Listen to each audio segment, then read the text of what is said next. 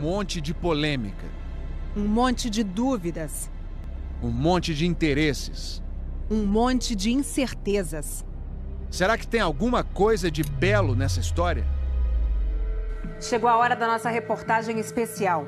É sobre a usina hidrelétrica de Belo Monte, a terceira maior do mundo e que no mês passado finalmente começou a gerar energia. A nossa equipe passou 12 dias nessa região do Rio Xingu para descobrir o que está acontecendo depois de tantos anos de polêmicas, de brigas na justiça e de muita preocupação com os possíveis danos ao meio ambiente.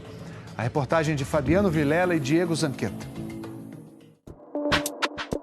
10 de novembro de 2009. O Brasil viveu num apagão que atrapalhou a vida de milhões de pessoas em 18 estados. Uma crise elétrica assusta o país. E um projeto dos anos 70 ganha força. A construção de uma grande hidrelétrica no Rio Xingu, na Amazônia. Uma área onde, tradicionalmente, para gerar energia, se usa óleo diesel, altamente poluidor. 10% da água do mundo corre nos rios brasileiros. Portanto, temos muito potencial hidrelétrico a desenvolver. Não somos um país rico para descartar uma fonte de energia como essas. Mas essa região amazônica é extremamente sensível do ponto de vista ambiental e social, porque índios e pescadores dependem do rio para viver. Quando o governo se propõe a instalar essa hidrelétrica, o alerta foi de que a região era uma região de precária presença do Estado, de carência mesmo. Numa área de tão pouca presença do poder público, os impactos seriam inevitáveis. Por isso, quem construísse a usina deveria trazer também várias melhorias para a área, como saneamento básico. Depois de 6 anos, o que será que aconteceu? As obras na hidrelétrica de Belo Monte, no Pará, começaram em 2011. Viveu-se aqui momentos de glória. Comércio em alta, todo mundo trabalhando, todo mundo ganhando dinheiro. Gigantesca, erguida no meio do Rio Xingu, tem custo estimado em 31 bilhões e meio de reais. Mês passado começou a funcionar, com 5% da capacidade. Mas a Norte Energia, empresa responsável pela usina, e a Prefeitura de Altamira, a cidade mais próxima da barragem, simplesmente não se entendem. Resultado: ainda não foram concluídos muitos programas que deveriam melhorar a vida de quem teve a rotina alterada por Belo Monte. Escolas e hospitais, por exemplo, são novinhos, mas não recebem ninguém. O que existe é uma priorização na execução do cronograma da obra e esse mesmo esforço não é investido no atendimento das condicionantes, grande parte delas que precisariam preparar a região para receber uma obra desse porte. Nós fomos a primeira equipe de televisão a fazer uma radiografia da área, agora que a usina finalmente está funcionando. Nós estamos perto da barragem da usina de Belo Monte. Essa região, conhecida como Volta Grande do Xingu, é uma das que mais preocupam ambientalistas, índios, ribeirinhos. Segundo eles, as alterações no curso do rio já começaram a provocar danos ambientais e sociais. Esta bióloga da Universidade Federal do Pará analisou a água. Conforme vai aumentando a profundidade, esse oxigênio vai diminuindo. Antes a gente pescava para se alimentar e para vender. Hoje mesmo só para se alimentar mesmo e difícil ainda. Para compensar os danos sociais provocados por Belo Monte, o IBAMA, o Instituto Brasileiro do Meio Ambiente, exigiu em 2011 que a Norte Energia implantasse integralmente equipamentos de saúde e educação. Uma das obrigações da empresa responsável por Belo Monte foi a reforma e ampliação do Hospital Geral de Altamira para reforçar o atendimento no município com a chegada de mais de 30 mil trabalhadores da usina a partir de 2011. Mas a unidade só ficou pronta em 2015 e até hoje o hospital ainda não foi inaugurado. Como é que não vamos transferir doentes para um lugar que está incompleto? Enfermarias incompletas, salas incompletas. Reforçamos toda a capacidade hospitalar da região. O que falta fazer é a transferência de equipamento para lá. Isso nós vamos fazer. Quem tem que operar aquilo é quem recebeu aquilo, é a prefeitura.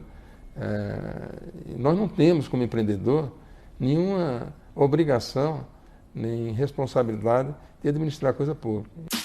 No caso do Hospital Geral, o Ministério Público Federal exige que a Prefeitura e a empresa botem a unidade para funcionar imediatamente. Para a construção do Lago de Belo Monte, 500 quilômetros quadrados foram inundados, uma área do tamanho de Curitiba. Cerca de 10 mil famílias tiveram que deixar para sempre suas casas. Chegamos bem na hora em que Dona Vanderli estava de mudança. Não estava previsto, mas o bairro dela inundou quando o lago da usina começou a encher. A Norte Energia demoliu a casa de 3 dormitórios, onde Dona Vanderli morou a vida toda, e pagou R$102 mil de indenização. Mas ela diz que o dinheiro não dá para comprar uma casa perto da escola dos filhos e vai morar de aluguel. Arrasada, desestruturada, é como eu me sinto. Já o destino de mais de 4 mil famílias foi outro. 5 conjuntos habitacionais construídos pela empresa responsável por Belo Monte. Apesar de novas, muitas casas já têm problemas. Aqui na sala, por exemplo, tudo isso que a gente vê aqui na parede, essa massa corrida, cobre várias rachaduras. A Norte Energia diz que vai consertar as rachaduras. Altamira, com 108 mil habitantes, não tem saneamento básico. A rede de esgoto não é conectada às casas, então a água cai direto aqui no meio-fio. Antes da construção da barragem de Belo Monte, a sujeira acabava sendo levada pelo Xingu. Agora, o esgoto fica represado pela barragem. Em 2011, a Norte Energia se comprometeu a fazer o esgotamento sanitário de Altamira até julho de 2014. A tubulação nas ruas está pronta, mas não chega até as casas. A Norte Energia culpa a prefeitura. A prefeitura teve que criar, que efetivamente ficou com a responsabilidade da operação dela, de criar uma empresa. O IBAMA pôs fim à discussão. A Norte Energia está obrigada a não só a fazer as ligações intradomiciliares, mas também a operar todo o sistema de esgoto até que a prefeitura consiga ter uma estrutura para evitar a poluição do reservatório do Xingu. A empresa tem até novembro. Para as casas, nós estamos contratando 15 empresas, que devemos iniciar agora as ligações no início de junho. E a Volta Grande do Xingu, que tem 100 quilômetros de extensão? Como está depois que Belo Monte começou a funcionar? A margem do rio, quando fica inundada, é chamada pelos índios e ribeirinhos de Igapó. Essa área costuma ter muitos peixes que se alimentam dos frutos que caem das árvores e ficam sobre o espelho d'água. Mas, segundo os jurunas, desde a construção da barragem, essa região não fica mais inundada. Agora que a água do Xingu foi desviada, os peixes não têm mais a cheia suficiente para se alimentar.